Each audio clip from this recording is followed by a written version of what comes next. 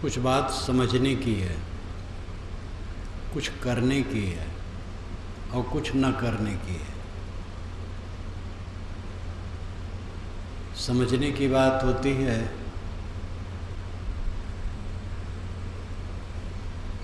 उसको समझ लेने पर भ्रांतियां कट जाती हैं। भूत प्रेत नाम की कोई चीज़ नहीं है, केवल भ्रम है। बवंडर बहुत है, किताबों में बहुत लिखा है, प्रसिद्ध शास्त्रों में भी लिखा है, लेकिन प्रसिद्ध शास्त्र होने से उसकी सब बात मानी नहीं जा सकती। प्रसिद्ध शास्त्रों में ये भी लिखा है कि शूद्र को ज्ञान नहीं होता है, जबकि वेद के मंत्रों के रचयिता कई शूद्र कहलाने वाले महापुरुष हैं और सभी वेदों का संपादन अंतिम में जिसके लिए कहा जाता है किया है वे वेदव्यास हैं, जो धीवई के बच्चे हैं और उनके पिता पराशर भंगिन के बच्चे हैं, शुपाकश्चा पराशरा। तो शूद्रों को कैसे नहीं ज्ञान हो सकता है?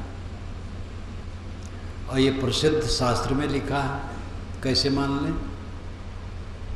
इसलिए शास्त्र का मोह करना गलत है। शास्त्र का विचार पूर्वक आचरण करना ठीक है। शास्त्र और परंपरा महापुरुष हमारे सिर पर हैं, लेकिन जहाँ कहीं ठीक ठाक नहीं है उसको छोड़ देना उचित है और सदैव छोड़ा गया है। यज्ञ में पशुवध होता था, यज्ञ में पशुवध अब कहाँ होता है? नहीं होता है। सब समय गलत बातें छोड़ी गई हैं। भूत प्रेत शास्त्र में लिखा होने से भूत प्रेत सच नहीं, भूत प्रेत बिल्कुल झूठे हैं, भ्रम है। अंग फड़कने से कोई हानि लाभ नहीं होता है, चाहे दाहिना फड़के चाहे बायां फड़के, कोई चिंता मत करो। दिशाशूल नाम की कोई चीज़ नहीं है। जिस दिशा में जिस दिन जब जाना चाहो निर्भय होके जाओ। कोई दिन अमंगल नहीं है, सारे दिन मंगलमय हैं। सारी तिथियां, सारे महीने मंगलमय हैं, सब दिशाएं मंगलमय हैं। अपना विचार पवित्र रखो, छींकने से कोई नुकसान नहीं होता है। हम किसी काम में चले, कोई छींक दिया तो कोई नुकसान नहीं हुआ, घबराओ मत। दाहिने बाएं अंग फड़कने से कोई हानि लाभ नहीं होता है, फड़कने दो, चिंता मत करो। आप किसी काम के लिए चले, कोई टोक दिया कहाँ जाते हो, कोई नुकसान नहीं होगा। काना ब्राह्मण और विधवा स्त्री के मिलने से कोई नुकसान नहीं होगा। कहते काना ब्राह्मण और विधवा स्त्री अगर रास्ते में मिल जाए तो काम बिगड़ जाएगा, बेकार की बात। किसी की आँख खराब हो सकती है, ज्ञानी की आँख खराब हो सकती है तो अशुभ हो जाएगा। विधवा स्त्री खराब क्यों है? विधुर नहीं खराब है, एकांगी निर्णय, ये सब कुछ नहीं। कोई ग्रह आपके ऊपर टेढ़ा नहीं हो सकता है, बिल्कुल निर्भय रहो। हमारा और आपका आचरण कर्म सुख दुख के कारण है और हमें सुख दुख देने वाला कोई नहीं।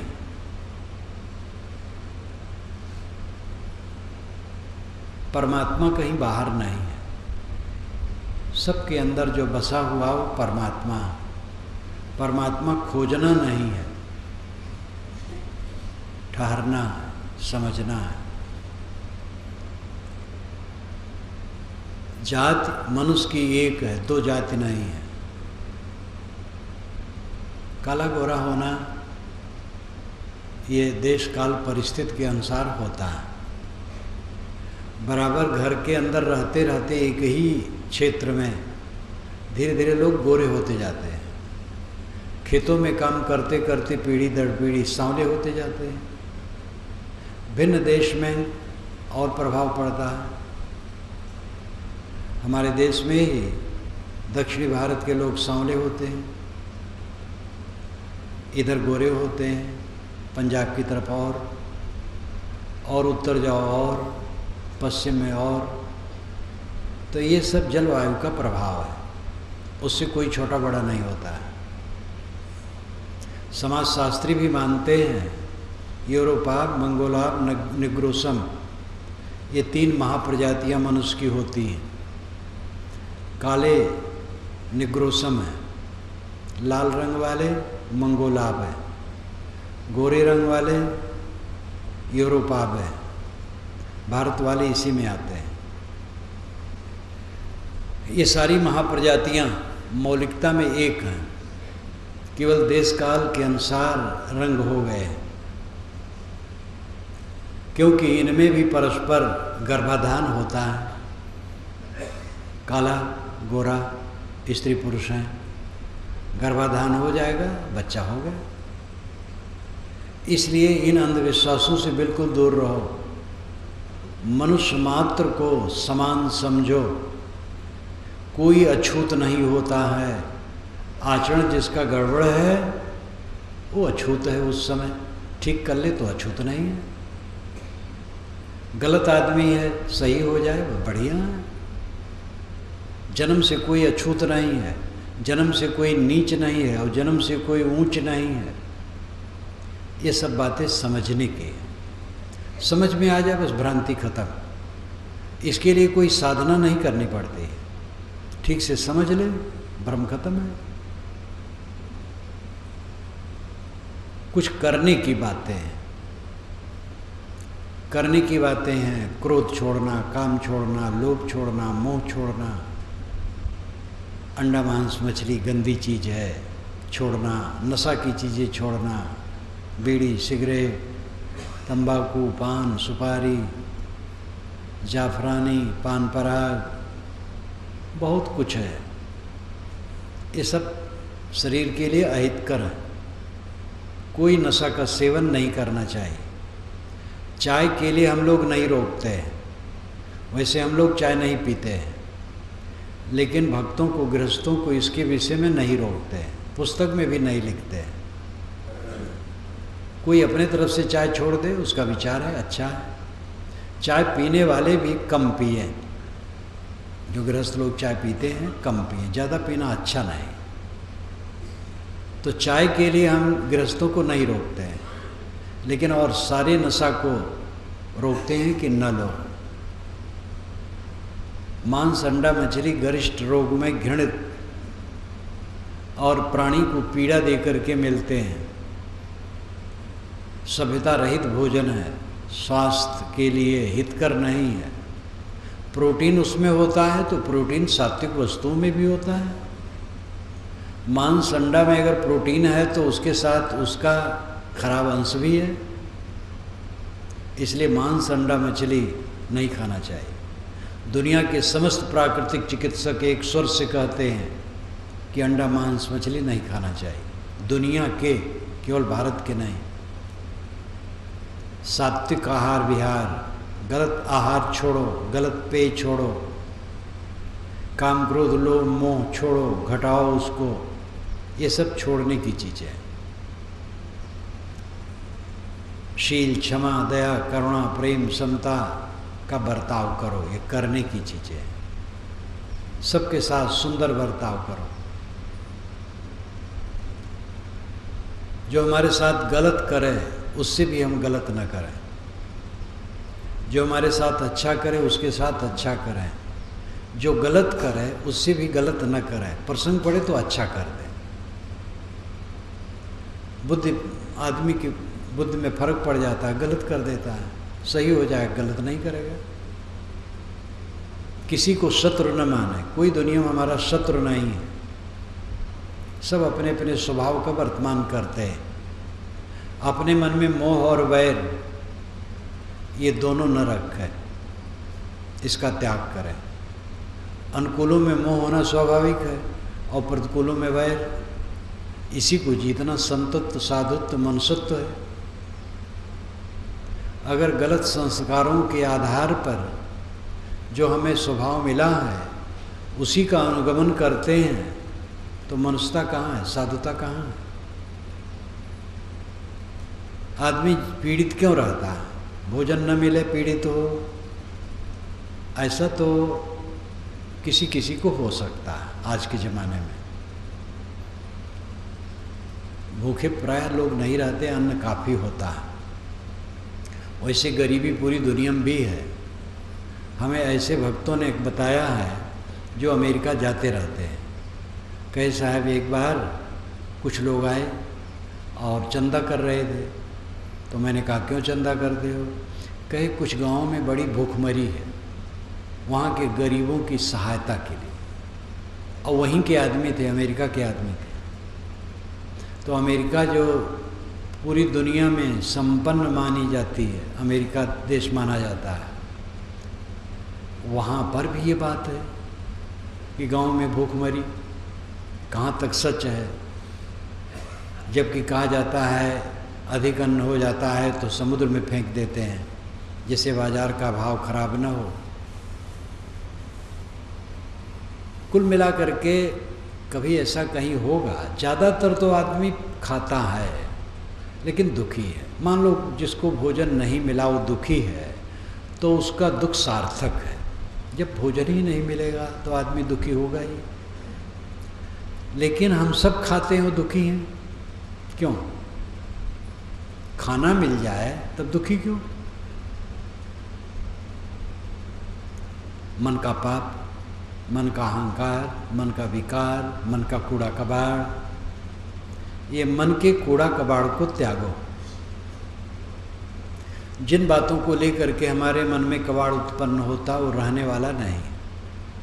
न धन रहेगा, न जन रहेगा, न अपना शरीर रहेगा, कुछ भी नहीं रहेगा। काल सबको पोंछ करके रख देता है। निरंतर ये प्रक्रिया चल रही है पूरे संसार में। पीढ़ियाँ आती हैं और जाती हैं, सब कुछ खो जाता है। हम इन संबंधों में पढ़ करके अपने को उलझा लेते हैं, गर्माहट आ जाती है, लगता है ऐसे रोज रहेगा और कुछ नहीं रहेगा। इसलिए दुनिया की क्षणभंगुरता को समझें। सब कुछ क्षणिक क्षणिक क्षणिक।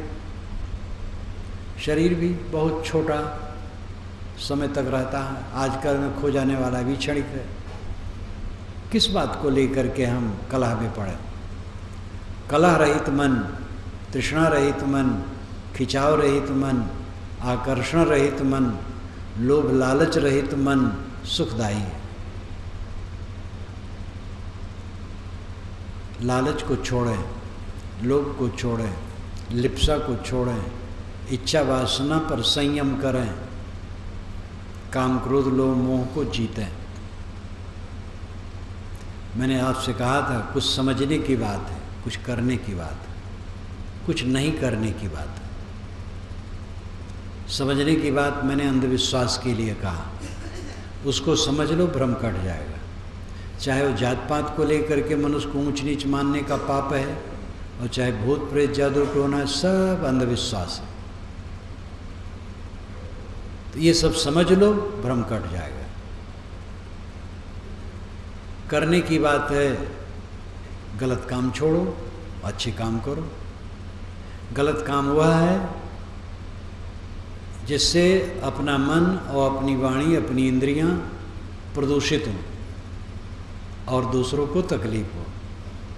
अच्छा काम हुआ है जिससे अपना मन संतुलित हो, वाणी संतुलित हो, कर्म संतुलित हो और दूसरे को सुख शांति मिले।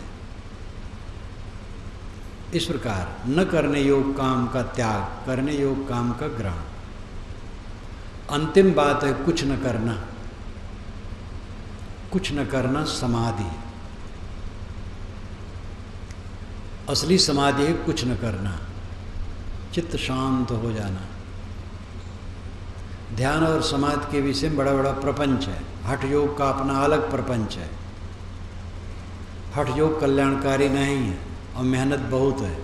नेति, धोती, कपाली, कुंजली, शरीर को साधते साधते अगर सही गुरु निर्देशक न हो तो कितने लोग प्राणांत भी कर देते इसी में, अथवा रोगी हो जाते हैं। हठ योग की साधना कष्टकर है, और खोदो पर्वत मिलेगी चूहिया।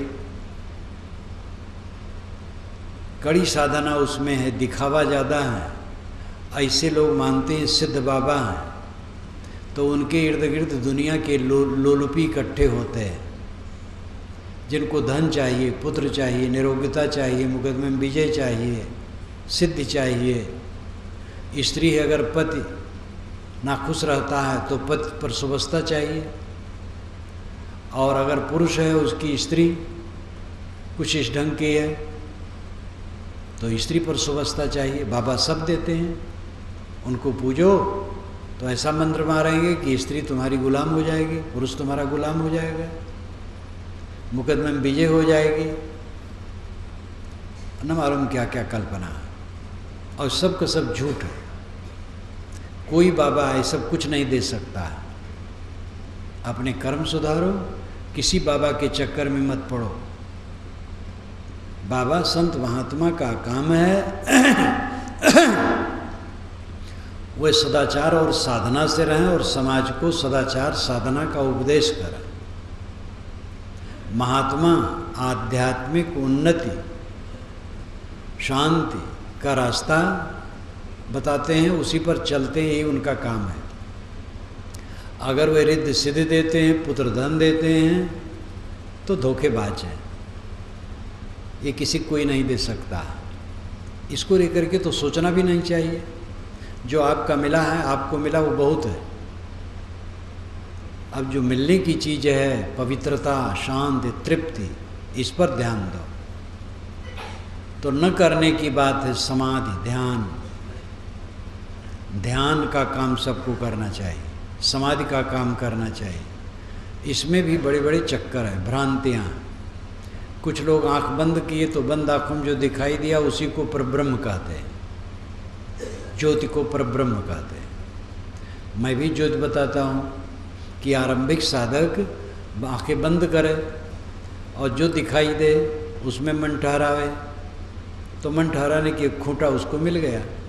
सरल आदमी के लिए अभी ज़्यादा वो प्रवेश नहीं है साधना में, तो आंखें बंद की और जो दिखाई दिया उसे मन ठहराता है तो अच्छा है। लेकिन वो कोई भगवान परमात्मा नहीं, वो आँख की गर्मी है, आँख का विकार है। सांस पर मन ठहराता है तो सांस में खूंटा है एक बांधने का, सांस खूंटा है, मानो मन को बांधो। सांस कोई परमात्मा नहीं है। और भी जितना आलंबन लिया जाता मन ठहराने के लिए, वो सब मन के ही खिलौने हैं, लेकिन मन को ठहराने के लिए उसकी आवश्यकता है। अंतिम साधना है कुछ न सोचना, शांत हो जाना। पाना नहीं है, पाने की आदत हमारी बहुत है। धन चाहिए, पुत्र चाहिए, पत्नी चाहिए, पति चाहिए, मान बढ़ाई चाहिए, पद प्रतिष्ठा चाहिए, जगत जाहिरात चाहिए। तो इसी में परमात्मा भी चाहिए, भगवान भी चाहिए, मोक्ष भी चाहिए। परमात्मा और मोक्ष मिलना ठीक है, लेकिन वो भी मिलता नहीं है। वो है ही, परमात्मा है ही, मोक्ष है ही, मिलना नहीं है। वो आपका अस्तित्व है। मिलता है वो बाहर का होता है, और मिली हुई वस्तु छूट जाती है, नियम है प्रकृति का। अगर परमात्मा मिलेगा तो छूटेगा जरूर, मोक्ष मिलेगा तो छूटेगा जरूर। परमात्मा मोक्ष मिलने वाली वस्तु नहीं, आपका आत्मा परमात्मा है, और आपके चित्त की शांति मोक्ष है। सीधी सी बात है। चित्त कैसे शांत होगा? जब आपका आहार विहार व्यवहार आचार ठीक होगा, रहनी ठीक होगी, मन ठीक होगा, फिर साधना से वह मन निर्विकल्प अवस्था में भी जाएगा। खाना पीना ठीक नहीं है, गंदी चीज़ खाते हैं, नशा की चीज़ खाते हैं, उष्ण तेज तलख रजोगुड़ी ज़्यादा खाते हैं, ठूस ठूस के खाते हैं, खाना ही गलत, पीना गलत, व्यवहार गलत।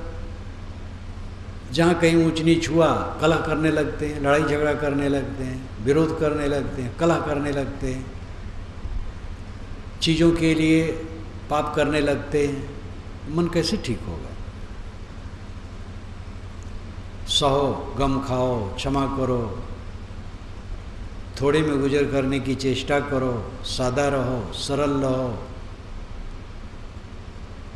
अपना कुछ ऐसा ना करो जिससे दूसरों को कष्ट हो, ऐसा जानबूझ के कुछ न करो। दूसरा कोई कर दे सह लो। इस रहनी में रहने से मन सरल होगा और सरल मन समाधि में प्रवेश करेगा। भूमिका होती है तब बीज डालने से फसल होती है। गेहूं हर जमीन में नहीं होता है।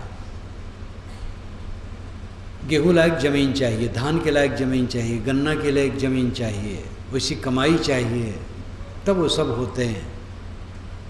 हमारे जीवन में आत्म शांति, मोक्ष, परमात्मा प्राप्ति शब्दों द्वारा जो कुछ ध्वनित होता है और घटने की बात मानी जाती है, वो सब एक ही बात है। मोक्ष, परमात्मा, शांति, कल्याण, ये शब्द अलग अलग है, वस्तु एक है। मन का निर्मल होना और अंतर्मुख होना। निर्मल मन अंतर्मुख होता है, मैला मन अंतर्मुख नहीं होता है, मैला मन बहिर्मुख होता है। कितने ऐसे गुरु हैं मन को निर्मल करने की बातें नहीं बताते हैं। वो कहते हैं हमारे पास आ जाओ सब काम हो जाएगा। ये धोखाधड़ी है। गुरुओं की ज़रूरत है, लेकिन गुरु अगर धोखे की बात करता है तो गुरु नहीं है, वो धोखा देता है। गुरु केवल रास्ता बता सकता है, मोक्ष दे नहीं सकता। मोक्ष देने की चीज़ नहीं होती। मोक्ष तो मोह का क्षय है। गुरु बताता है कि मैं अपने मोह को काट दिया हूँ, तुम भी अपने मोह को काट दो। जो तू चाहे मुझको छाड़ सकल की आस, मुझे ये सावेर हो सब सुख तेरे पास। साहब कहते तुम मुझे चाहते हो तो जैसे मैं निष्काम हूँ वैसे तुम निष्काम हो जाओ, बस सब सुख तुम्हारे पास है। गुरु मोक्ष का रास्ता बताता है, मोक्ष दे नहीं सकता। मोक्ष देले नेले की चीज़ नहीं है। भक्त कवियों ने तो कहा कि अमुक नदी में ना हो तो मोक्ष हो जाए, अमुक नाम लो तो मोक्ष हो जाए। ये और भ्रम उत्पन्न करता है। पान तमाकू के भाव पर मोक्ष बेचने लग गए। पूरी दुनिया में एक ही रास्ता है मोक्ष का, दो नहीं है। वो है मोह का क्षय करना। सब तरफ का मोह कट गया, बस मुक्त है। जितना जितना मोह कटता जाएगा मुक्त होता जाएगा। जब पूरा मोह कट गया तो पूरा मुक्त हो गए। गुरु बताता है मैंने मोह छोड़ दिया है, तुम भी छोड़ दो। तो मोक्ष कोई देता नहीं। जीवन को सरल और पवित्र बनावे जिससे मन सरल हो। सरल मन समाधि के योग्य होगा और जब समाधि में पहुंचेगा बस सारा संकट खत्म है। हंस समाधि एक ही सदा निरंतर होए, याते जो विचले नहीं लेव परगपत सोए।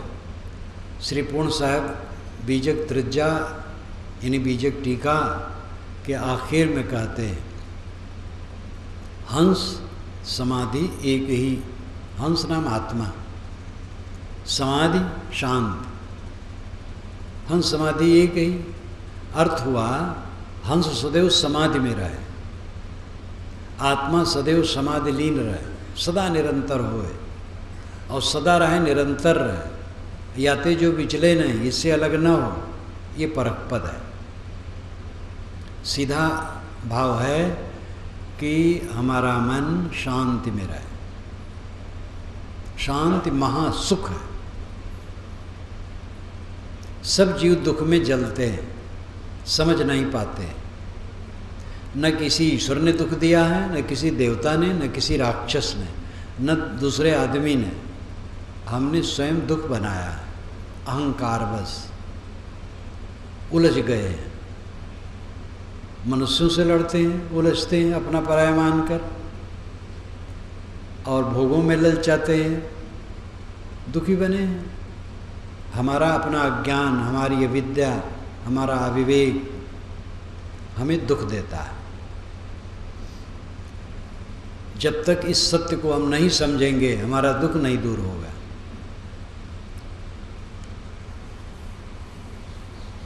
प्रायः लोग शिकायत करते हैं दूसरे के कारण हम दुखी हैं। पत्नी के कारण, पति के कारण, पुत्र के कारण हम दुखी हैं। शिष्य के कारण, गुरु के कारण, गुरु भाई के कारण, पड़ोसी के कारण। ये सब बेसमझी है, अपने अज्ञान से हम दुखी हैं। दूसरा कोई हो सकता है कि हमारे अनुकूल काम न करे कोई, तो इससे हमें दुखी होने की कोई ज़रूरत नहीं है, सह लेना चाहिए। हमारा अहंकार मिट जाए तो अनुकूल प्रतिकूल सम हो जाता है। ज्ञान की अंतिम अवस्था क्या है? समता की प्राप्ति। पूरे समाज को बराबर करके आप नहीं चल सकते। जहाँ ऊंच नीच है वहाँ वैसे निपट ले। ऊंचा है संभाल के चलें, नीचा है संभाल के चलें। देखो वर्षा होने की वजह से ईंटों पर काई लगी हुई है सभागार के चारों तरफ, ऐसा देख रहे हैं, धीरे धीरे उसमें चलें। ऊंची जगह है संभाल के चलें, नीची जगह संभाल के चलें। खाई खंदक है, नदी पर्वत है, वहाँ वैसे संभाल के चलें। सब बराबर करके चलने का हट। सभी मनुष्यों की बुद्धि सुधार करके तो अपना हम सुधार करेंगे। अपना तो सुधार नहीं पाते हैं, सभी को सुधार देंगे।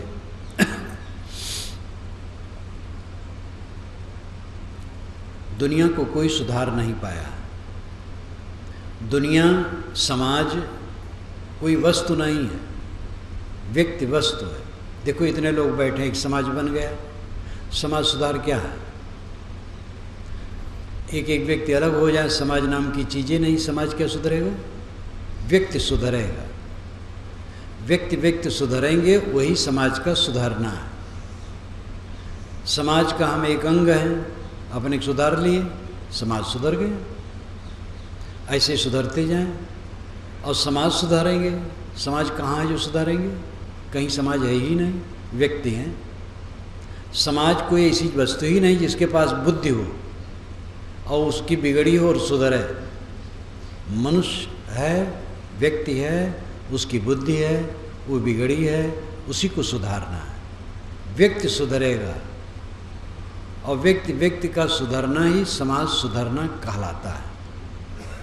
समाज सुधारने की तृष्णा हमारा भ्रम है। पहला काम है हम अपने को सुधार लें। अपने को सुधार लें, हमें देख करके दूसरे लोग जो समझ पाएंगे सुधरेंगे। फिर मुख से भी कहा जाता है, उसका भी प्रभाव पड़ता है, लोग सुधरते हैं। अंततः अपने कल्याण के लिए यही चाह रहा है कि सब किस्सा लें और अपने मन को मार करके रहें, और कोई चारा नहीं। पति पत्नी में एक दूसरे को सहना पड़ता है। पति पत्नी अर्धांग अर्धांगिनी कहलाते हैं। कुछ संस्कारों का अंतर तो सबको रहता है। कितने सज्जन पति पत्नी हैं, फिर भी अपने विचारों का अंतर रहता है, वहाँ भी सहना पड़ता है। और कितने में तो बड़ा ही वैसा उल्टा पलटा रहता है, लेकिन वहाँ भी सह करके लोग निपटाते हैं। अब्राहम लिंकन की घटना तो आप कहीं न कहीं कुछ पढ़े सुने होंगे। अब्राहम लिंकन की पत्नी, अब्राहम लिंकन महापुरुष, अमेरिका का एक बहुत गरीब घर का बच्चा, और वही अमेरिका का राष्ट्रपति हुआ। महामानवतावादी, उदार चित्त। उसकी पत्नी अत्यंत कटु, और महापुरुष जीवन भर उसको निभाया। एक घटना, एक लड़के ने आके कहा, विद्यार्थी ने, कि साहब मुझे $20 की ज़रूरत है। इससे हमारी पढ़ाई पूरी हो जाएगी। तो कहे अच्छा, जब हम दोनों प्राणी बैठे रहेंगे तब आना और $40 मांगना। वो अपने आप काम नहीं करते, पत्नी से पूछ के न पूछे तो और कला हो जाए। पूछना भी चाहिए, आपस में पूछ करके काम करने में बड़ा अच्छा रहता है। दोनों बैठे थे, वो लड़का आया, कहा, लिंकन ने अपनी पत्नी से कहा, सुनते हो, ये लड़के के सहयोग की बात है, ये $40 मांग रहा है। पत्नी ने कहा, लिंकन तुम घर डुबा दोगे दे दे करके, $40 कुछ नहीं, 20 दे दो बस। और 20 की उसकी ज़रूरत थी। वो महापुरुष इस प्रकार अपनी पत्नी को निभाता था। इतना महापुरुष और पत्नी इस प्रकार लड़ाकी। तो कहीं कहीं तो बड़ी कठिनता होती है। कहीं कहीं पुरुष ऐसा होता है, पत्नियां तो देवियां तो प्रायः बेचारी शांत रहती हैं, चुप रहती हैं, पुरुष ही बहुत बड़बड़ाते हैं। लेकिन कहीं देवियां भी ऐसी होती हैं कि पुरुष का मट्टी पलीदे कर देती हैं। तो वहाँ भी सज्जन लोग निपटाते हैं। और जहाँ सब बढ़िया स्वभाव है वहाँ भी अंतर होता है। इसलिए सहना जरूरी है। सहो, दुख कोई दूसरा देने वाला नहीं। हमारा मानसिक विकार, हमारे कर्म हमें दुख देते हैं, हम अपने कर्मों को सुधारें और सब ध्यान में जाएं। न करने के स्थिति ध्यान है। जब ध्यान में हम पूरे पहुंच गए, वहाँ कुछ नहीं किया जाता है, संकल्प शांत अंतिम स्थित है। नहीं संकल्प शांत हो तो संकल्पों के दृष्टा रहे, साक्षी रहे। जितने ध्यानार्थी यहाँ देवी देवता आए, सबसे मेरा कहना है कि इस काम को छोड़े ना। अपने घरों में, आश्रमों में साधु गृहस्थ जो जहाँ हैं वो करते रहें। रोज 1 बार 2 बार 3 बार जितना बन सके करते रहें। मन ऐसा बनावें, और जितना ये करेंगे खुराफाती स्वभाव छूटेगा, खुराफाती खान पान छूटेगा, और समाधि से आपके जीवन में पवित्रता आएगी, और पवित्रता से समाधि में प्रगाढ़ता आएगी। फिर जीवन का सच्चा सुख, शांति मिलेगी। ये मन की शांत परमात्मा और मोक्ष की प्राप्ति है, जो आपका अपना अस्तित्व है। आपके अस्तित्व से अलग परमात्मा न खोजा जा सकता है, न शांति न मोक्ष। ये बात सद्गुरु कबीर कहते हैं, ऋषिमुनि कहते हैं, पीर कहते हैं, और सभी महापुरुष कहते हैं। पूरी दुनिया के महापुरुष जो पहुँचे हुए हैं कहते हैं। इसीलिए साहब ने कहा है, समझे की गति एक है, जिन समझा सब ठौर, कहें कबीर ये बीच के बल कहीं और की और।